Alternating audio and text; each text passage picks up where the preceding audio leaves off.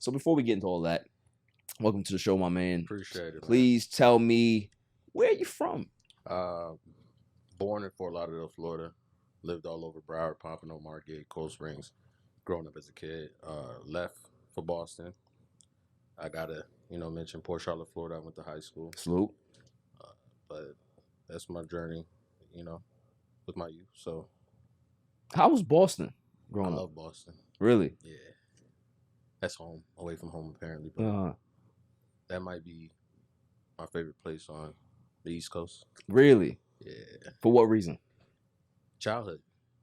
Pretty much your childhood molds you. So where you had the most fun at or the great memories, that's what makes you call whatever home. So, Got you. I mean, Port Charlotte's cool, but I got a lot of bad memories there too. But I'm gonna take Boston. Yeah. So where did the sports side and the music side develop? Was that Boston or was that somewhere else? I was always into sports and music young. Got you. I wrote my first verse to DMX's first album. Okay.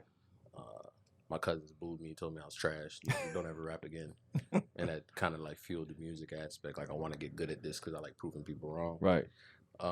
First sport I played was soccer. I was cold. I wish I never stopped playing soccer, honestly. Yeah, you play soccer. You Yeah. nice. Yeah, You know so what I mean? when the footwork, it built everything. That's Right. what kind of like made the technique for football kind of take place. Right. Made it easy to play basketball too because it's footwork as well, Absolutely. just with the ball.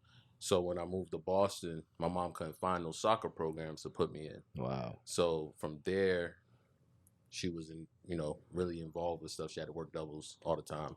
So I had neighbors across the street. The neighbors actually saw me playing football in the neighborhood and throwing a baseball. Initially, they wanted me to play baseball. My mom was not having that. Reason why, first time I ever touched the baseball was at her job had a cookout, and I was staring outfield, looking at somebody on a bike, and I woke up with like 40 people around me. Oh. I caught a concussion, got hit in the face with a baseball. Wow. So from there, she kind of scratched baseball out my life. Right. So from there, football, I was paid to play as a kid. It was like, we'll pay him, and then from there, we'll pay for all his stuff. So then my mom was like, all right, fine. So that was the incentive. Like, all right, cool. If my mom ain't gotta pay, I'm there. Yeah. Hyde Park Cowboys. That was my first team. Because what people don't realize about like youth sports is that football is expensive. It's expensive to be able to put your kids into that sport, and you know what I'm saying. Like what else? Like baseball. All of these sports are basketball in regards to travel, everything. Like hockey's really expensive. Super expensive. You know what I'm saying? So it's like, if you can be able to get a reprieve as a parent, I mean, of course, that's a come up. Yeah, that's what that's a deal right there, bro. Yeah, technically, especially because she didn't have the time to be there, so it was like something that kept me busy. She ain't got to worry about me. Yeah, kept you out the streets. Watching over me. Yeah, so 100%. Yeah. So high school, my freshman year, I was at a school called Hyde Park High. They call it Haitian High in Boston because most of the Haitians go there. So I was at Hyde Park High, but I didn't stay there too long. I didn't even get to try out. Wow. We ended up moving to Port Charlotte, Florida, and my first week there was actually tryout week for basketball. So I tried out, made the team, and that's where that began. And I tried out for football team and made more of an impact on the football side. So that's what the passion was more in the football at the time. So, and then high school, you played what position? Corner and wide receiver. Oh yeah, you played. So what did you like better? It's tough. Because the thing is, in high school, it goes hand in hand. Initially, I was gonna play quarterback. Got you. But the head coach, we had no good receivers or corners like that, and he was like, "We got to utilize you where we could get you the ball." I was like, "So keep me at quarterback," but he didn't want to do that. They had some other kid play quarterback, and I play wide receiver. I think I might say receiver a little more, but I liked hitting people too. So it's kind of like it's a toss. I don't really want to pick. So what type of cover corner were you? Were you more of a? What's funny is I didn't even know the definition of a cover Right. or a boundary corner Yeah. until I got into college. Got you.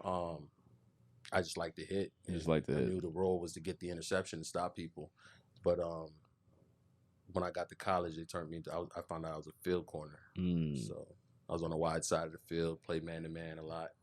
So that's when I realized exactly the difference between it, you know, the verbal aspect of it. Yeah, a lot of bump and run. Yeah, but I like to hit too. Yeah. Like that was my thing, bro. Like when when you hit somebody, just feel like you take their will away. You feel what I'm saying? Like he think he nice, and then when you smack him, how many times you gonna accept getting smacked for the day? Oh man, that's funny. That's funny. So, all right. So high school, you playing corner and wide out.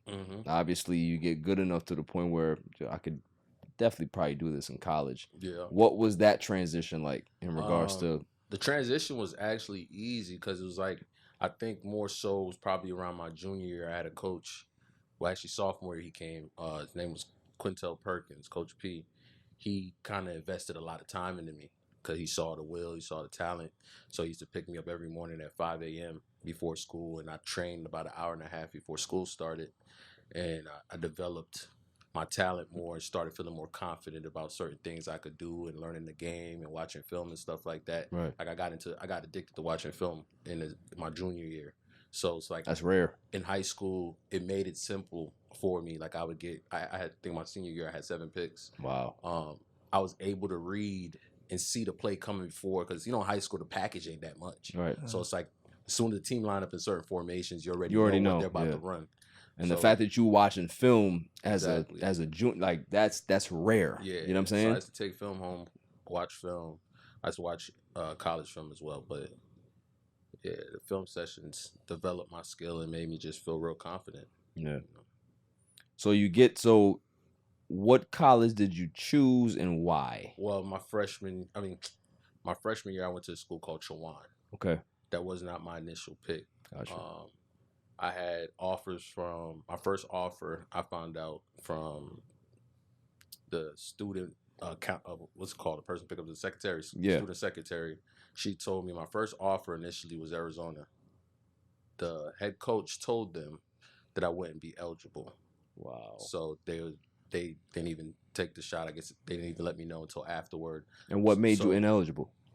Just GPA. Wow. GPA. Okay. So they was gonna put you, they put you on athletic probation as a freshman. Right. So they didn't give me that look. So I ended up signing to some school called Concordia in Minnesota, but I was on probation at the time, and the state of Minnesota didn't accept Florida laws. Like the laws contradicted each other or whatever. Wow. So I couldn't transfer there. That's crazy. So from there, I was about to just wipe my hands with football. I had a friend named Huggins. He was at a D3 school called Chawan.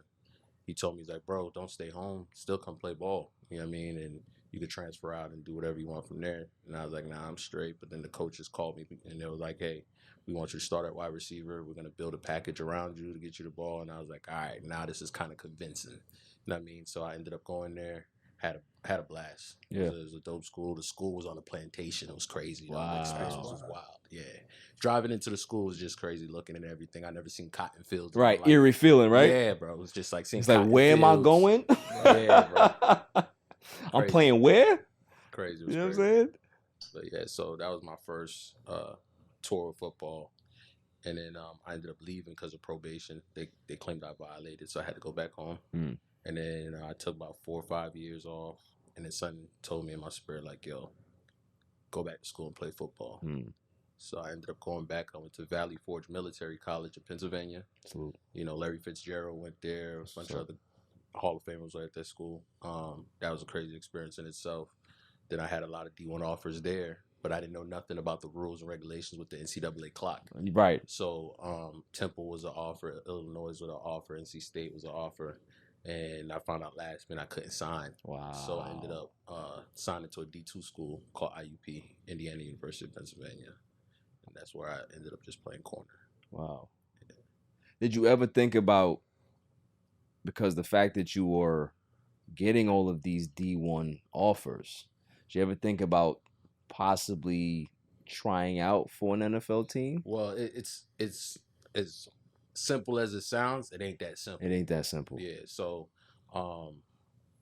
the talks was there about, after I think it was the conference championship game against Shippensburg, before it, the Arizona Cardinals came and they were speaking to me. They were telling me they were interested in drafting me. Right. And I thought I was gonna get picked up by the Cardinals. Then I had a coach back home who knew a scouting personnel for the Houston Texans.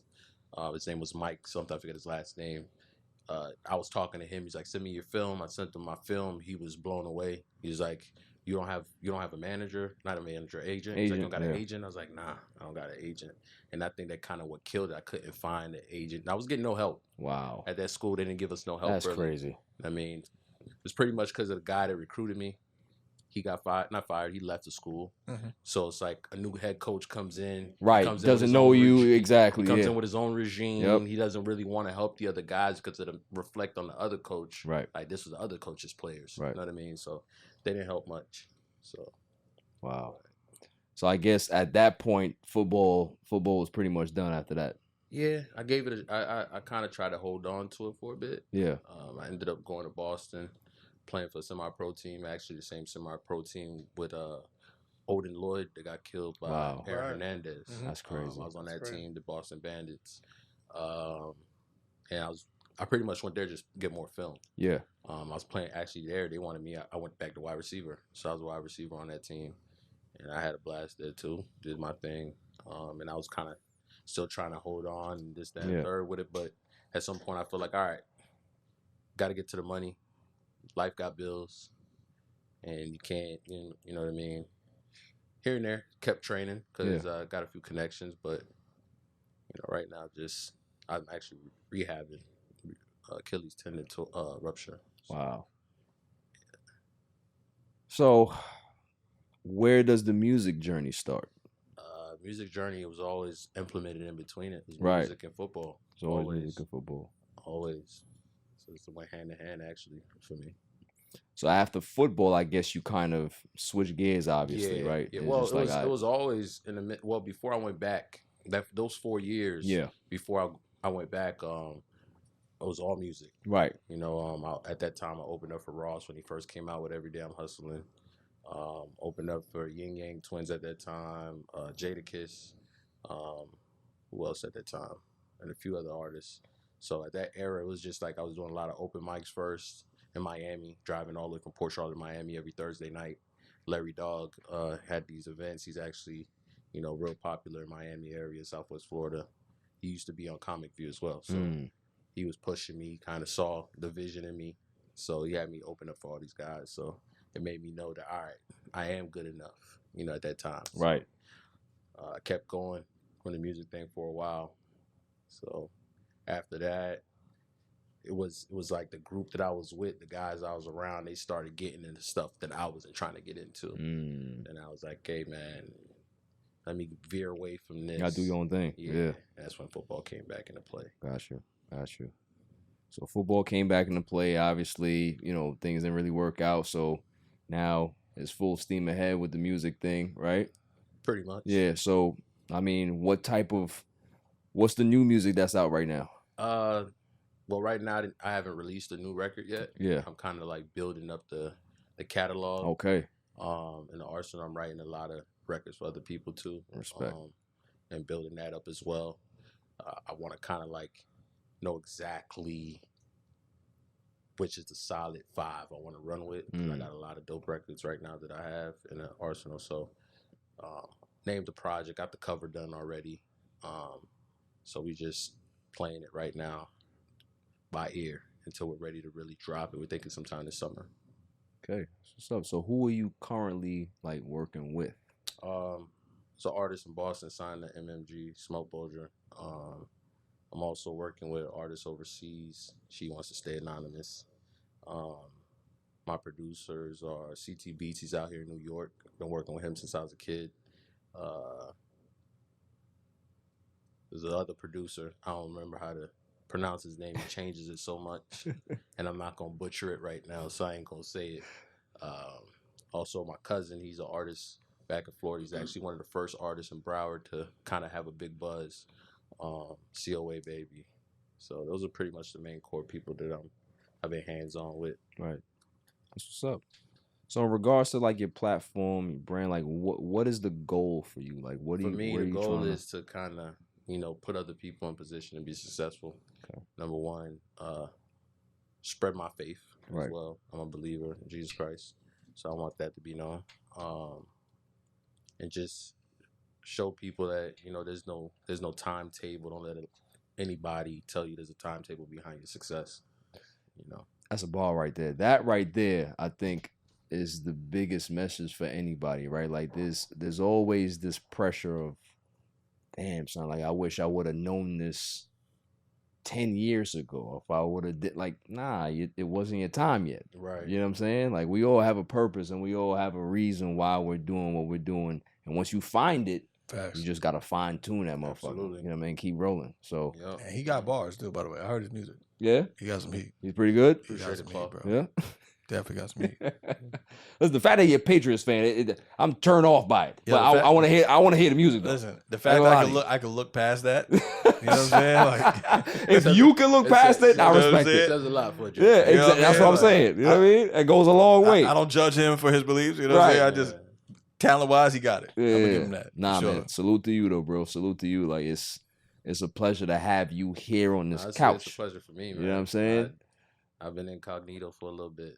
Yeah. First time breaking the surface again, coming out, showing my face. So that's what's up, man. And the fact that he does it on the All Even podcast, that means a lot.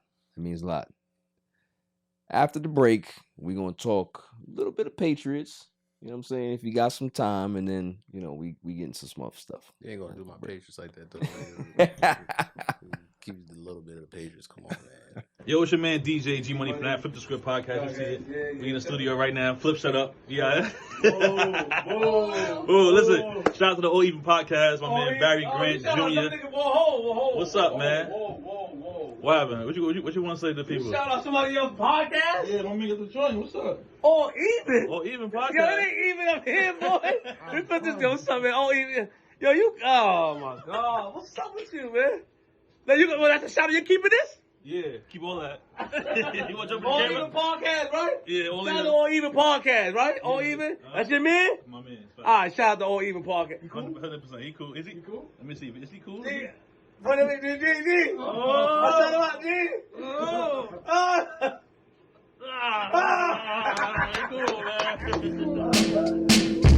Patriots. Yes, sir.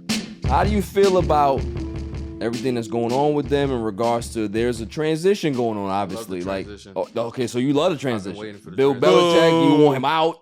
I've been wanting Bill out. How you Sorry, feel? Bill. How you feel about Gerard Mayo being a coach? Great choice. I'm hating. Actually, I can't say great choice. 'Cause I've never seen him coach. Right, right. I'll take Mayo. Glad I to just hear feel like black it's good. coach. It's I a like good that. look, man. Yeah. I have a black coach. I feel like black coaches is nothing about race, especially in New England. Yeah, in New England. That's all I'm it's saying. Just It says a different. lot. It's something they're not accustomed to seeing. Right. You know, but I just feel like him being there, it brings a different spark, and I think when a player can relate to you, Right. you know, It matters. the body of the team is typically black, so it's like the guys go harder. I think. And he was a former player, obviously, and Exactly. you know what I'm Got saying? rings, Yeah, you know what I yeah, mean? yeah. So, With I the like organization. I So like it. I like the look. yeah, I facts. like the look. Thoughts on Mac Jones? You gotta go. Look, I'm a Mac Jones guy. Don't throw shade at Mac. Gotta It go. wasn't his fault. Well, whatever your team is, you can have them. We'll give you two for free. They with need a 'em bag too. of chips. They need him. Whatever you want. You want some donuts from Boston? Take it all. Yeah. He has to go, bro. I don't think he's a starter in the NFL. I don't think he'll ever have an opportunity to start again. I've heard such bad things about him in regards to him being a prima donna, being very immature in the locker room, Right. wasn't really a leader. You know what I'm saying? Complained a lot. I think that's what soured between him and Bill, because Right. Bill is just like, yo, you a bitch. Like, you know what I'm saying? Like, I can't put no faith in you as my quarterback. You know what I'm saying? Just the decision making too. Yeah, and the Bill. decision making. It's Exactly. He doesn't, and he just doesn't. He don't have it. Right. You know, certain players got it, and I feel like after you have a guy like Tom Brady, the next person has to have it. You Yeah. can't just like you just went from Hall of Fame to not even gonna be mentioned after his career's over. Yeah, you went straight rubbish. Right. You know what I'm saying? Right. So okay, so now we got the draft coming up. Obviously, you guys have the third pick, I believe. Third so pick. you know, there's Jaden Daniels, there's Caleb Williams, there's Drake May. If they are going to go quarterback in the draft, and I'm hearing that the Patriots right now, they're leaning quarterback, right? Who do you want and why? If they're it depends on who's left on the board. Right. Out of those three, I'm going Daniels. Okay. Automatically. Why? I'm heavy into college football. I watch it heavily. So it's when you look at competition level, the SEC is already, we know, it's powerhouse. It's the top of the top. Conference. Yeah. So for him to do what he did in that conference, it speaks enough for me. Right. Okay. At least I know you're gonna come out every day and give proven. It your all. Yeah, he's proven. You know what I mean? That's what I look for to rookies. Most importantly, as a rookie, I think it's about your work ethic and your will to win. Right. Drake May doesn't have the will to win. Caleb Williams doesn't have the will to win. I agree with that. So I don't know what these mock draft guys are looking for. Like they look at mechanics and all this other stuff. 40 time. Well, for quarterbacks, 40 is not really a necessary thing. Yeah. To a degree, it is now because the defense are getting so fast. Yeah, exactly. And you got to have like a dual threat at quarterback to a degree. So they want escapability now. So I would, like I said, Daniels is the guy for me to get the job done. If not, I would take late in the draft Penix because I feel like he's the most experienced and been through it all. You know what I mean? As a quarterback. Do you think Penix should be higher? Yes, I do. But I already know why. He has too many injuries. Right. You know, he's the knees. Yeah. To them is damaged goods already. So it's like, yeah, you take that risk on a guy, but what if he gets hurt again? It's a business at the end of the day. So if it wasn't business, aspect that I'm thinking with, my first pick would be Penix. But and if business. If it's not rookie quarterbacks, veteran, give me one. Baker Mayfield if available. He ain't gonna be there. I don't even know what's the options. Give me Jacoby Brissett. All right, you got Brissett. No, we don't need him back in New England. That's it. You got all right. Realistically, obviously, you got Kirk Cousins. You got too expensive. You have Baker Mayfield. We have Joe Flacco. Flacco's out there. Jimmy Jimmy Garoppolo's gonna be out there. Don't bring him back. Who else? Keep Jimmy. Russell Wilson may be out there. I don't want him. I don't feel like he got the desire. He claims I want to win 3 more. Nah, he ain't got like it no more. Before. He watched. I feel like once you that deep with your family, that many kids, your desire and passion ain't the same. And I think too, his athleticism has waned, and that was his game. Yeah, that was his game. You know what I'm saying? So it's one of those things where he's kind of bad. And right Lil now. Future's giving him run for his money, so Right. it's not something he can even take time. You gotta relax. All right, stop it. Stop it. Crazy. Stop it. Wild. To keep Future out of it. I have nothing to do with this Future. Oh man, but you definitely gotta watch the Dynasty documentary. I will. I know a lot of Patriots fans some are happy, some don't really like how it was depicted, but you can be able to make your own decision about that. You know what I'm saying? See that. But listen, go ahead. But if the quarterback doesn't have to be the number 1 pick. No, I would prefer them to go after a receiver and pick up because there's Harrison still on Jr. the board. Yeah, Harrison Jr. Go get I think Harrison. Nambers is better than Harrison. Really? Yes, I like Nambers better. That's a hot take. I like it. And that's coming from an aspect of playing corner. Right, that's what I'm saying. I think Nambers actually has the edge. Mm. It's just, Now you think it's more physicality or footwork? it's not even physicality. It's just his whole game package. Okay. His whole Route tree? package yeah, he's crazy. Mm. He has the best. I think him. I also think a Doomsday from Washington might be better than him. The Washington they got 2 boys over there. It's boy. politics, man. I feel like his dad is a Hall of Famer. Yeah. Big school, Ohio State. And the cameras was on him all year. All year. All You know year. what I'm saying? So it's, his whole career in Right. college. So it's like it gives him the edge. We'll see soon. Yeah. Yeah, no, definitely. So look, my man Dose popped up here. I appreciate you, man. I know you gotta go, you know what I mean? But I appreciate the time that you have. Listen, please come back. Yes, sir. So we can be able to really get into some shit. Yes, sir. You know what I'm saying? Yes, sir. Salute to you, man. You too, brother. My guy.